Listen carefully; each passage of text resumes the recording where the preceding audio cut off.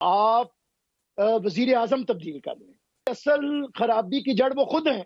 उनका कोई विजन नहीं है, उनका कोई एक्सपीरियंस नहीं है, उनकी कोई कैपेबिलिटी। क्रिकेट खेली है, अब क्रिकेट खेलने से आपको पूरा मुल्क हवाले कर दिया। अब जब हवाले कर दिया तो मजाक आपने शुरू कर दिए। इसका मतलब है खराबी की जड़ वजीर आजम है। देखें, इस वक्त जो सूरत हाल है, ये पाकिस्तान इस वक्त शदीद मुआशी बहरान का शिकार है। पाकिस्तान शदीद सियासी बहरान का शिकार है और ये हुकूमत और इनका जो प्राइम मिनिस्टर है वो डायरेक्शन लेस है। और यही वजह है कि वो इस तजब्जब में जो है वो बार बार लोगों के पोर्टफोलियोज चेंज कर रहे हैं। और आप इनकी काबीना देख लें, ये काबीना तो इनकी है ही नहीं। ये काबीना जहां पे बनती है और जहां से आती है उसका पूरे पाकिस्तान को पता है, पूरे मीडिया को भी पता है। और आप इनके परफॉर्मेंस के हालात देख लें कि आज जीडीपी का ग्रोथ रेट जो था, जो नून लीग की गवर्नमेंट थी, वो किधर था और अब इन्होंने माइनस पे लेकर आ गए हैं।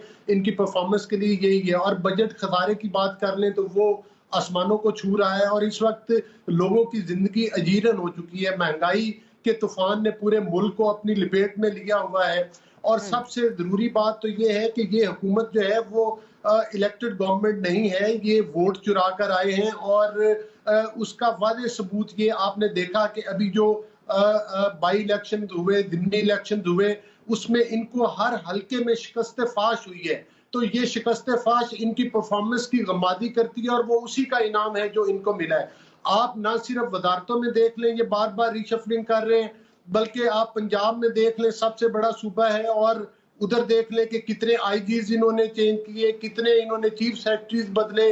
और फिर जो लोग जितने बड़े बड़े स्कैंडल करते हैं करप्शन के, उनके पोर्टफोलियो चेंज करके दोबारा उनके जिम्मे और अच्छी वजारतें लगा दी जाती हैं। तो मैं समझता हूं कि ये तो बिल्कुल इस हुकूमत का एक शदीद किस्म का फेलियर है।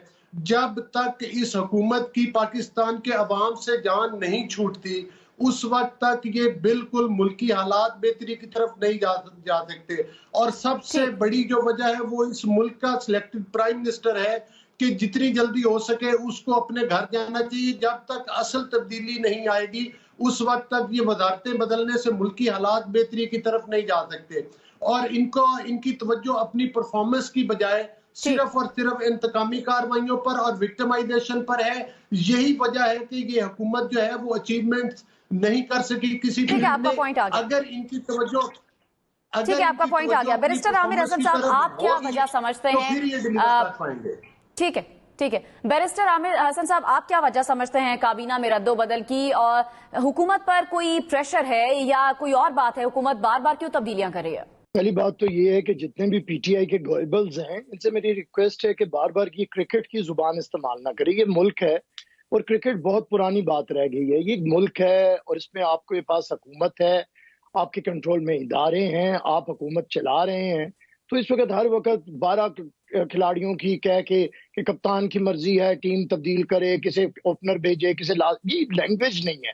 मैं समझता हूँ थोड़ा सीरियस होना पड़ेगा। दूसरी बात ये है कि जो पार्लिमानी निजाम है और इसमें जो कैबिनेट है, इसकी कलेक्टिव रिस्पॉन्सिबिलिटी होती है। ये कभी भी नहीं होता कि एक मिनिस्टर गलत है और बाकी मिनिस्टर्स ठीक रहेंगे। कलेक्टिव रिस्पॉन्सिबिलिटी के अंदर प्राइम मिनिस्टर अपनी पावर्स को डेलीगेट करता है हर मिनिस्टर को। अच्छा जी, अगर एक मिनिस्टर की एक वजारत में परफॉर्मेंस बुरी है तो उसकी दूसरी वजारत में परफॉर्मेंस कैसे अच्छी हो सकती है? ये रॉकेट साइंस हमें नहीं आज तक इनकी समझ आई और इनकी परफॉर्मेंस के इशारे हमें नहीं समझा पाते हैं। दूसरी बात है कि ये बार बार इन्होंने रद्दो बदल करके देख लिया। मैं इनसे एक रिक्वेस्ट करता हूं कि आप वजीर आजम तब्दील कर लें। असल में जो शख्स, अब ये कहते हैं ना जमहूरियत है, दूसरी जमातों में जमहूरियत नहीं। इस जमात में क्या जमहूरियत है जी कि 27 साल से एक ही शख्स क़यादत कर रहा है पार्टी की और एक ही शख्स रोज मिनिस्ट्रियों में तब्दीली लाता है। हालांकि असल खराबी की जड़ वो खुद हैं। उनका कोई विजन नहीं है, उनका कोई एक्सपीरियंस नहीं है, उनकी कोई कैपेबिलिटी नहीं है। इमरान खान साहब ने कोई यूनियन काउंसिल नहीं चलाई, कोई सूबा नहीं चलाया, कोई इदारा नहीं चलाया, कोई नौकरी नहीं की। ये क्रिकेट खेली है। अब क्रिकेट खेलने से आपको पूरा मुल्क हवाले कर दिया। अब जब हवाले कर दिया तो मजाक आपने शुरू कर दिए। आप वजीर तिजारत हैं, वजीर तिजारत की हैसियत से आप फैसला करते हैं कि हम भारत के साथ तिजारत शुरू करेंगे। जब वो कैबिनेट के अंदर बात आती है तो आप कहते हैं ये किसने फैसला किया है, हम भारत के साथ तिजारत नहीं करेंगे। वजीर खजाना हमाद कहता है आपने फैसला किया जनाब बतौर वजीर तिजारत के, तो फिर कहते हैं ओहो नहीं नहीं नहीं नहीं वो गलत है, हम तिजारत नहीं करेंगे। तो इसका मतलब है खराबी की जड़ वजीर आजम है, जिन्हें काम करना नहीं आता, जिनके पास हर बात का एक ही हल है, मार दो, लटका दो, खत्म कर दो, एनआरओ नहीं मिलेगा। अरे भाई आप एनआरओ छोड़े, आपको इदारे चलाएं। पार्लियामान को बेवकूफ बेवकार कर दिया, कोई कमेटी काम नहीं कर रही, पार्लियामान के अंदर से कानून साजी नहीं हो रही, आपको ऑर्डिनेंस जारी करने पड़ते हैं। सुप्रीम कोर्ट के जजों के खिलाफ आप रेफरेंस ला के पार्ट सही चुके हैं। पाकिस्तान के अंदर हुकूमत की ये है कि पुलिस वालों को सरेआम कत्ल किया जा रहा है, मारा जा रहा है, और आपकी कोई रिट नहीं है। पाकिस्तान के अंदर मईशत तबाह है, कारोबार खत्म है, गुर्बत अरूज पे है, बेरोजगारी बदतरीन आपके अंदर, इकोनॉमी अफगानिस्तान से बुरी।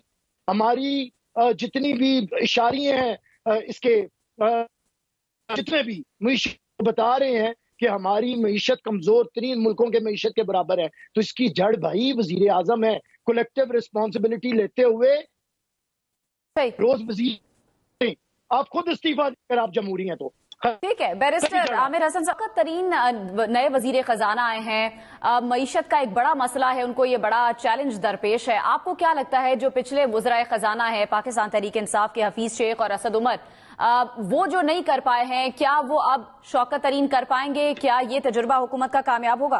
देखिए, जब ये कंटेनर पे खड़े होते थे तो उस वक्त ये नारा लगाया करते थे कि पाकिस्तान की मुआशी तकदीर जो है वो असद उमर तब्दील करेंगे। और फिर आपने देखा कि जब इनकी गवर्नमेंट बनी है तो फिर इन्होंने फाइनेंस के डिपार्टमेंट के करीब असद उमर साहब को भटकने भी नहीं दिया। इनकी अपनी पार्टी के अंदर भी एक पॉलिटिक्स चल रही है और एक दूसरे की टांगे खींच रहे हैं, चूंकि ये एक चू चू का मुरब्बा है और मिक्स अचार है। आपने देखा कि ये पहले हफीज शेख को सेनेट का इलेक्शन कॉन्टेस्ट करवाया गया और एक हफ्ता पहले तक मतलब है कि ये जमीन आसमान मिला दिए इन्होंने तारीफें करते हुए कि वो उनका वजीर बनना जरूरी है। उनको उसके बाद फिर मुलाकात की गई, जब वो इलेक्शन हारे तो फिर उन्हें कहा कि एज एडवाइजर वो काम करेंगे और मिनिस्ट्री का चार्ज उनके पास रहेगा। फिर अचानक वो हफीज शेख को जनाब उठाया और पता चला कि जनाब हमाद अजहर जो है वो इस वजारत को चलाएंगे। फिर उसके बाद जैसे ही उनको अभी चाय दिया, साथ ही दूसरे दिन बयान आ गया कि असल तो ये शौकत तरीन। तो गुजारिश करने का मकसद ये है कि इनके तमाम वज़रा जो है वो किराए पे आते हैं, उधार मांगते हैं। हफीज शेख पीपल्स पार्टी के थे, शौकत तरीन साहब जो है वो पीपल्स पार्टी में पहले रह चुके हैं। कोई आप देख ले कि इनकी वजारतों में 70% वो वज़रा हैं। ये तो कहते थे कि हम 9 रुकनी काबीना बनाएंगे, आज इनको पता है ये 50 के करीब वज़रा की एक फौज है। और आप देख ले कि इनकी परफॉर्मेंस देख ले, वो तकरीबन 0/0 है, 0 पर है। तो ये बताएं कि इनके शौकत जो काम हफीज शेख साहब, असल में इन्होंने, ये वही पार्टी है ना जिन्होंने सौदा कर दिया है उसका अपना स्टेट बैंक ऑफ पाकिस्तान का, वो IMF के पास गिरवी रखा दिया। जो इनके फाइनेंस मिनिस्टर आते हैं वो आपको पता है वो स्टेम्प्ड होते हैं IMF के। तो मतलब मकसद ये है कि इन्होंने मतलब है कि ये कैसे मईशत चला सकते हैं, इनकी अपनी डायरेक्शन ही ठीक नहीं है।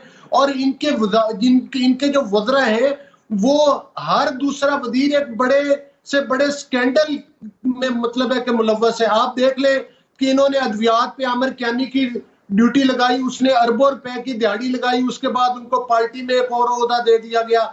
चीनी चोरी के स्कैंडल में देख ले खुसरो बख्तियार खुद मुलव्वस है, उसको रोज नया एक पोर्टफोलियो से नवाज दिया जाता है।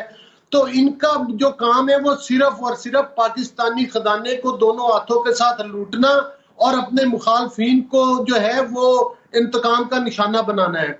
अगर ये अपनी परफॉर्मेंस दिखाते, अपनी परफॉर्मेंस पर तवज्जो देते तो शायद पाकिस्तान जो है वो इतने बड़े इंतशार में ना फंसता।